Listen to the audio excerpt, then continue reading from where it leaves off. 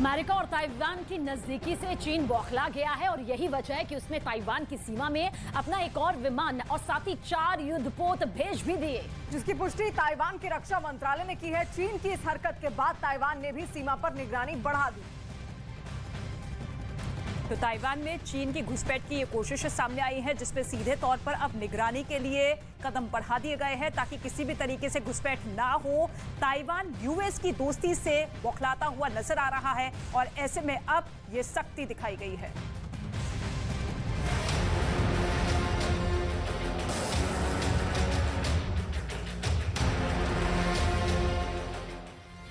चीन ने की हमले की पूरी तैयारी।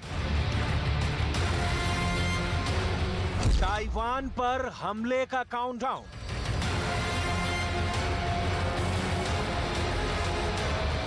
ताइवान की सीमा पर चीन के युद्धपोत तैनात। ताइवान और अमेरिका की नजदीकी से बौखलाया चीन लगातार ताइवान में घुसपैठ की कोशिश कर रहा है। ताइवान की राष्ट्रपति त्साई इंग वेन ने जैसे ही अमेरिका के सदन के अध्यक्ष से मुलाकात की, वैसे ही तिलमिलाए चीन ने अपने लड़ाकू विमान और युद्धपोत ताइवान की सीमा के पास भेज दिए। ताइवान के रक्षा मंत्रालय के मुताबिक उन्हें ताइवान की सीमा के आसपास एक चीनी विमान पर 3 युद्धपोतों का पता चला, जिसके बाद ताइवान ने भी अपनी निगरानी बढ़ा दी और चीन की इस हरकत का जवाब देने के लिए अपने विमान, जंगी जहाज और मिसाइल सिस्टम तैयार कर ली। यह पहला मामला नहीं है जब चीन ने ताइवान के खिलाफ अपनी आक्रामकता दिखाई। इससे पहले भी चीन कई बार ताइवान की सीमा के पास अपनी ताकत दिखा चुका है। 2 और 3 अप्रैल को चीनी पीपल्स लिबरेशन आर्मी के 18 विमानों और 4 जहाजों की गतिविधियों का पता चला था। इससे पहले 31 मार्च को भी 10 चीनी विमानों ने ताइवान सीमा को पार किया था। वहीं 17 और 18 मार्च के बीच ताइवान ने 26 चीनी सैन्य विमानों और नौसेना के 4 युद्धपोत को अपनी सीमा में ट्रैक किया था। ताइवान को अपना हिस्सा मानने वाले चीन को अमेरिका और ताइवान की नजदीकी गवारा नहीं। ऐसे में चीन ने ताइवान की राष्ट्रपति के अमेरिकी दौरे की निंदा की और कहा कि अगर ऐसा ही चलता रहा तो इसके परिणाम बहुत ही बुरे हो सकते हैं। माना जा रहा है कि अमेरिका और ताइवान की बढ़ती दोस्ती पर चीन अपनी भड़ास निकाल रहा है। चीन का यह कदम अमेरिका और ताइवान को कड़ा संदेश देने के लिए है कि वो उनकी इस दोस्ती से नाखुश है। चीन पहले भी अमेरिका को चेतावनी दे चुका है कि अगर उसने आग से खेलना बंद नहीं किया तो अंजाम अच्छा नहीं होगा। अगस्त 2022 में तत्कालीन अमेरिका के हाउस स्पीकर नैन्सी पेलोसी के दौरे के बाद से ताइवान के आसपास तनाव की स्थिति बढ़ गई। चीन ने पेलोसी की यात्रा की कड़ी निंदा की। इसके बाद ताइवान के आसपास के क्षेत्र में बड़े पैमाने पर सैन्य अभ्यास भी किया, लेकिन इसके बावजूद फ्रांस, अमेरिका और जापान सहित कई देशों ने अपने प्रतिनिधिमंडलों को ताइवान दौरे पर भेजा, जिससे ताइवान में तनाव और बढ़ गया और अब ताइवान की राष्ट्रपति के दौरे से चीन आग बबूला हो गया है। और यही वजह है कि वो लगातार अपने विमानों और युद्धपोतों को ताइवान की सीमा में भेजकर उससे डराने की कोशिश कर रहा है।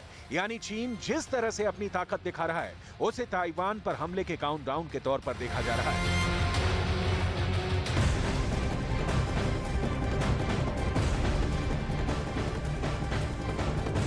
ताइवान पर चीन और अमेरिका में तनातनी एक बार फिर बढ़ गई है। अमेरिका ताइवान के बीच बढ़ती नजदीकियों और मुलाकातों के दौर से चीन जो है आग बबूला हो गया और अब तनाव जो है वो अपने चरम पर है। एक तरफ चीन ने ताइवान की घेराबंदी करनी शुरू कर दी तो दूसरी तरफ अमेरिका ने इसे उकसाने वाली कार्रवाई करार दिया और ताइवान से अपने रिश्तों को लेकर रुख साफ किया और चीन को कड़े शब्दों में दखल ना देने का संदेश दिया।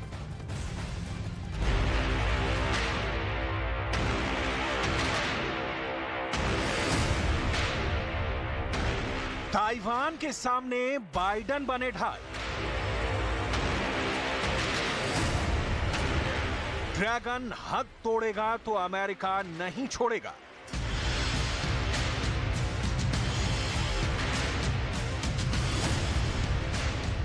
अमेरिका में चीन को चित करने का प्लान तैयार।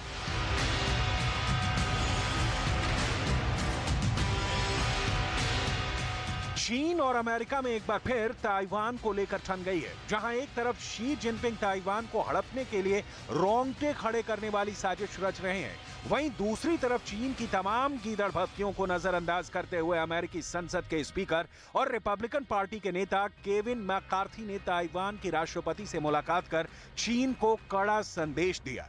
हाल ही में ताइवान के रक्षा मंत्री ने दावा किया था कि चीन की सेना ताइवान के हवाई और समुद्री इलाके में लगातार घुसपैठ कर रही है, जिसे लेकर ताइवान अलर्ट मोड पर है। और ऐसे में ताइवान की राष्ट्रपति और अमेरिकी स्पीकर की मुलाकात के कई मायने हैं।